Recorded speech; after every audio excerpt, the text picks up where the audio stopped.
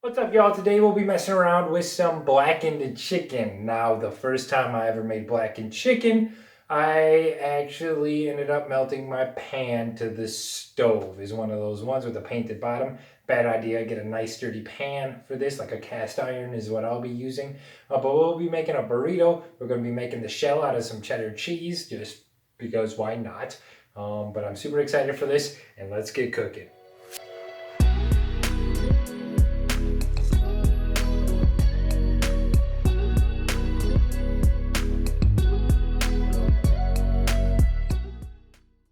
Now, blackened chicken obviously calls for a little bit of blackening seasoning.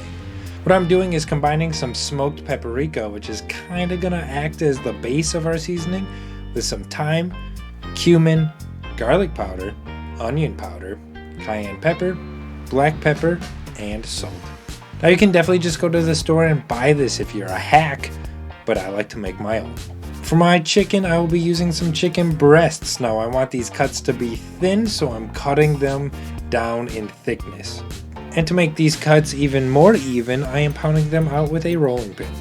Now, it is important that this chicken breast be thin and even because we are cooking at such a high temperature. We want our chicken to cook all the way through without completely torching the outsides. Now, pat dry your chicken so we can get a really good sear on them. Sprinkle on your blackening season on both sides and pat this into the chicken. For cooking, and I mean seriously, use a pan that will not melt to the stove. I'm using a cast iron, and you want to crank that baby with just a little bit of oil in it. Place your chicken in that pan and let it sit until the side is black, hence the name blackened chicken. Then give her the old flip and let the other side get black as well. If needed, you can finish this chicken off in the oven, but no matter what, you need to let your chicken rest after cooking to seal in the juices. But this burrito is going to need a little sauce, so I'm making a remoulade, who cares? I don't need to know how to say it, I just need to know how to make it. And I'll start by finely mincing a pickle and some garlic. Into a bowl, I'm adding 2 cups of mayo, a 1/4 cup of Dijon mustard, 2 tablespoons of lemon juice, a tablespoon of horseradish, our pickle and garlic, and a tablespoon of our blackening seasoning. And as I mix this up, please be aware I made up all those measurements. Now, I keep getting harped on for not giving measurements, and that's because I don't measure. So my honest advice is just to taste and adjust as you go. For our other burrito fillings, we'll saute up some red and green bell peppers, some onions, and season with some of our blackening seasoning. Now on to our tortilla making and burrito assembly. And I'll be honest, the first attempt I had at making our cheese tortilla went very poorly. The non-stick pan I used was all scratched up, the cheese stuck to the bottom, and it was just bad. So in attempt number 2, I got a better non-stick pan and lightly oiled the bottom. I'm evenly spreading some cheddar cheese into the pan and letting it melt. Once your cheese is all gooey, place your desired fillings into the center of your cheese block. Next, start rolling the edges of your cheese over your ingredients and turn the edges in. Now this one, it was a little overstuffed, so it didn't close completely like I wanted it to, but it actually stayed together nicely once the cheese hardened. But we gave it a go with the same technique but with less fillings, and it rolled together really nicely.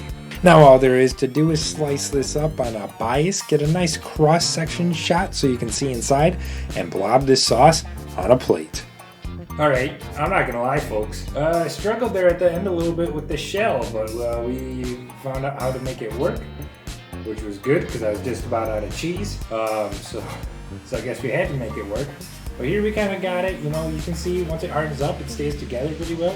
It's actually stuffed pretty well too, so yeah, let's see how this is and get some of that sauce. It is still hot. I'm burning my fingers.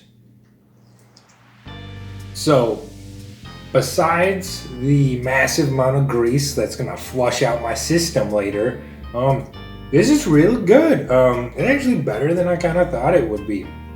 I wish the blackened chicken flavor would shine through a little bit more. You get a lot of the cheese, but it's not as overpowering as I thought it might be. The sauce. That sauce kind of cuts down on a lot of that. I love when you get that cheese nice and brown and stuff. I love it when you do that to cheese. It is just amazing. Just wanted to try something a little bit different today. But here we got this cheese burrito, blackened chicken, whatchamacallit, But thanks so much for watching DietzEatz. I'll see you next time. Yo, you should definitely like, share, and comment, but in reality, I'm just happy that you watched. Thank you so much, and I can't wait to see you next time.